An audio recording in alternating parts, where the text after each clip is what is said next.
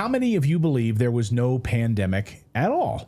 Well, you'd be right, according to ex-Pfizer executive Dr. Michael Yeadon. Again, these aren't my words, although I agree with him. Just to be clear, YouTube censors, these are the words of an ex-Pfizer executive who says there was no pandemic at all. Dr. Michael Yeadon.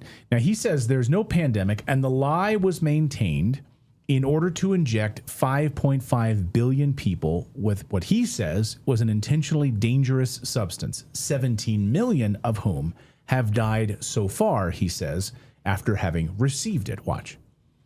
There has not been a pandemic. Dennis Rancourt's data shows that the all-cause mortality evidence data did not increase at all in the run-up to the declaration fraudulently by WHO of a pandemic. There is no public health emergency except that created by our governments. A inappropriate, fraudulent PCR test was used to give people the impression that they had a particular disease where they didn't. There were all the normal diseases. And then what happened was, in 3 different ways, people were treated badly through changed medical procedures that were imposed above the level of nation, briefly, mass ventilation of people inappropriately in hospitals that led to lots of deaths. In care homes, many people were given sedatives and respiratory depressants, which led to their deaths. My PhD was specifically in that area of opiates and respiratory depression. And in the community, people were denied life-saving antibiotics and died of bacterial pneumonia.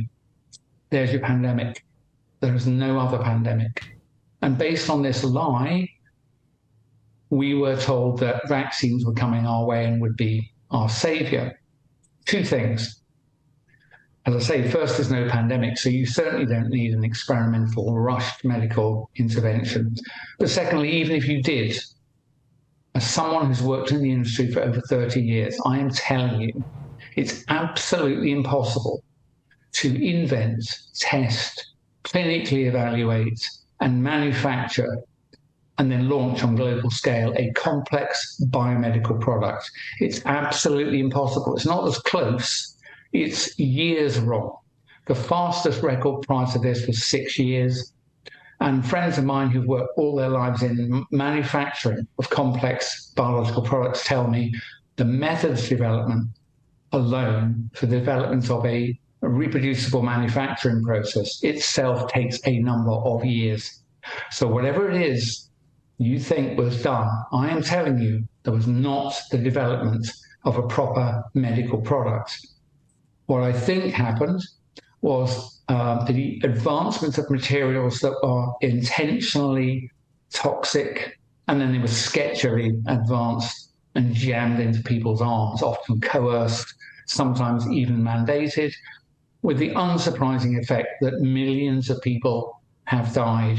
So I think having heard what I've just said, that there was no pandemic and the lie was maintained in order to inject people en masse, I think 5.5 billion people, with an intentionally dangerous substance, 17 million of whom have died so far.